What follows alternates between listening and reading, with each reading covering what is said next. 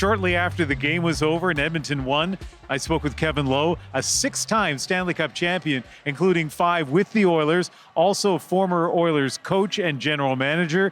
And when I asked him whether he expected this from his former team, there was no hesitation. I did, actually. And I thought before the series that we matched up well against them. And I'm not going to divulge my reasons for that. But and I thought we played well at times. But we really shot ourselves in the foot a bunch of times, which contributed to goals scored by Florida. And we've obviously cleaned that up in the last 3 games. And we'll see what happens next Monday in Florida. I'm hoping that you and I get a chance to talk more specifically about this for Sunday's National. But let me ask you this now. I don't have the numbers in front of me, but you must have played a number of Game 7s in your life.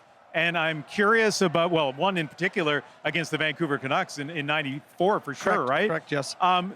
What's it like to be a player in that time between winning or the Game 6 and getting ready for Game 7? Well, it depends whether you're the team that just tied it up or the team that lost the game. And in my case, that happened to me twice. With the 87 Oilers, we didn't close at home, and then we lost on the road. Fortunately, we closed at home. And maybe I shouldn't tell this story because in 94 at the Rangers, we did the same thing and closed at home. But I would say the difference, this Oiler team has a lot of horsepower. And Florida is going to have to play a picture-perfect game and have a lot of hope to beat this team right now. I was talking to Mark Connolly about this earlier, and again, I'm very interested in hearing your hockey player's perspective on this.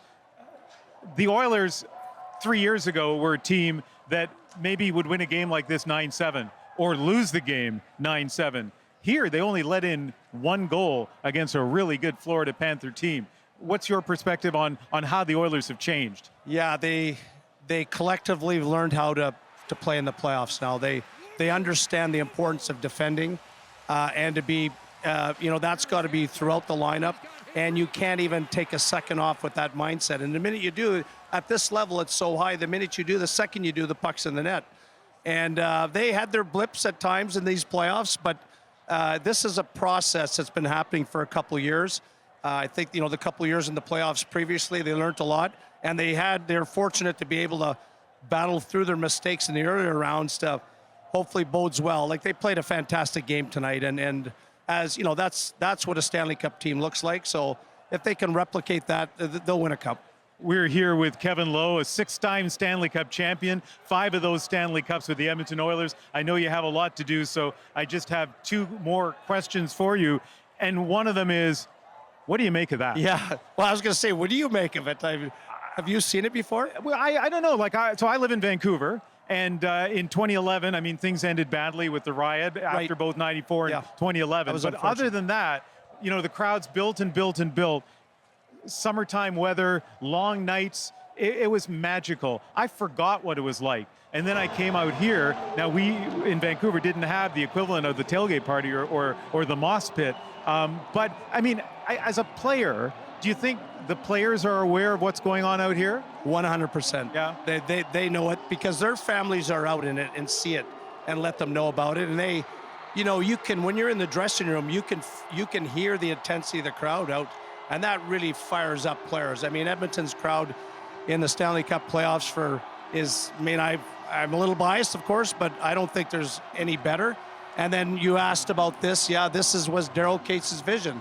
This ice district, so something like that, this would happen one day for people to come down and congregate, and even people that don't have tickets to the game can watch and be in the environment, and it's, I don't know what they probably had, 40,000 people in the rink and outside the rink tonight, and not a lot of places can do that. Yeah, absolutely. So one last question. You were general manager of the Edmonton Oilers, right? And there was a time in hockey when, before the salary cap, it was hard for small market teams to compete against big market teams. And there's been a time when players didn't necessarily want to come to cities like Edmonton because of the pressure, and it's not exciting like New York. This is a team that's filled with superstars, and there are players like Matthias Ekholm who came here, and his wife wants to be in Edmonton. What do you make of that? Well, I would say that any player that's ever played here has simply loved it.